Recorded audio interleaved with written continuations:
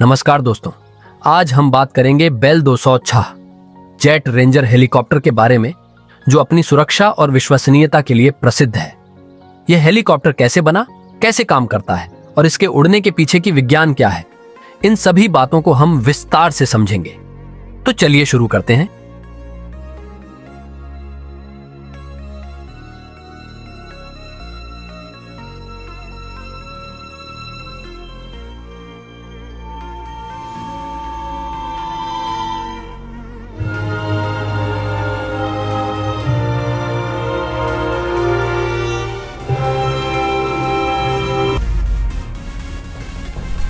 चलिए शुरू करते हैं। इस चार्ट में अमेरिकी नौसेना ने एक हल्के अवलोकन हेलीकॉप्टर के लिए टेंडर जारी किया। बेल टेक्सट्रॉन ने इस प्रतियोगिता में भाग लेने के लिए बेल 206 का निर्माण किया, लेकिन वे इसे जीत नहीं पाए। इसके बावजूद उन्होंने इस हेलीकॉप्टर का विकास जारी रखा और इसे बाजार में उतारा। इस प्रकार बेल 26 जेट रेंजर अस्तित्व में आया, जिसे अब तक के सबसे सुरक्षित और सफल हेलीकॉप्टरों में गिना जाता है। बेल 26 लॉन्ग रेंजर इसका बड़ा संस्करण है, जिसमें अधिक यात्रियों को ले जाने की क्षमता है। इसका उपयोग अक्सर बचाव हेलीकॉप्टर के रूप में किया जाता है। 2010 में इसका अंतिम मॉडल बनाया गया और इसे बेल 407 से बदल दिया गया।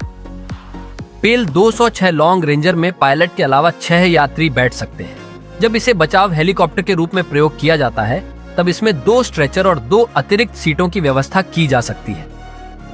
मुख्य घूमने वाला रोटर एक बल उत्पन्न करता है, जिसे डायनामिक लिफ्ट कहा जाता है। इस बल की मात्रा रोटर की घूर्णन गति और पंखों के कोण पर निर्भर करती है।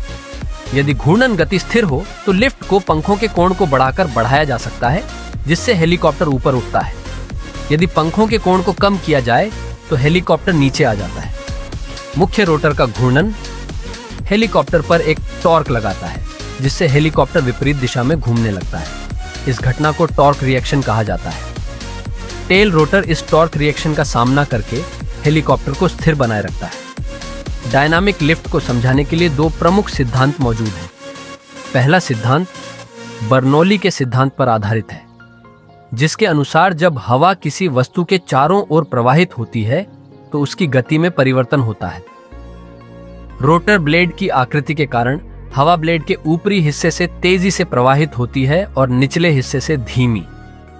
तेज गति से प्रवाहित होने वाली हवा का दबाव कम हो जाता है, जबकि धीमी हवा का दबाव अधिक होता है, जिससे एक ऊपर की ओर बल उत्पन्न होता है। दूसरा सिद्धांत न्यूटन के तीसरे नियम पर आधारित है, जिसके अनुसार क्रिया के बराबर और विपरीत प्रतिक्रिया होती है। जब रोटर ब्लेड हवा को नीचे की ओर धकेलते हैं तो हवा भी ब्लेड पर समान और विपरीत प्रतिक्रिया बल लगाती है, जिससे हेलीकॉप्टर ऊपर उठता है। इन दोनों सिद्धांतों से डायनामिक लिफ्ट के निर्माण की आंशिक व्याख्या होती है, लेकिन पूरी तरह से इसे समझने के लिए ऊर्जा, संवेग और द्रव्यमान के संरक्षण के नियमों को ध्यान में रखना आवश्यक है। घूमते हुए ब्लेड के कारण उत्पन्न बल रोटर के तल के लंबवत होता है। यदि यह तल क्षैतिज हो तो बल ऊपर की ओर कार्य करता है।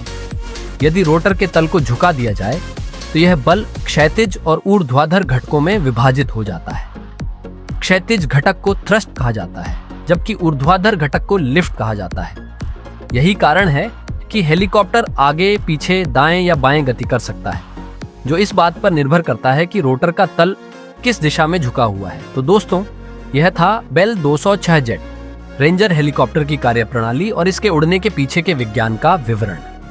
अगर आपको यह वीडियो पसंद आया हो तो इसे लाइक करें, अपने दोस्तों के साथ शेयर करें और हमारे चैनल को सब्सक्राइब करना न भूलें।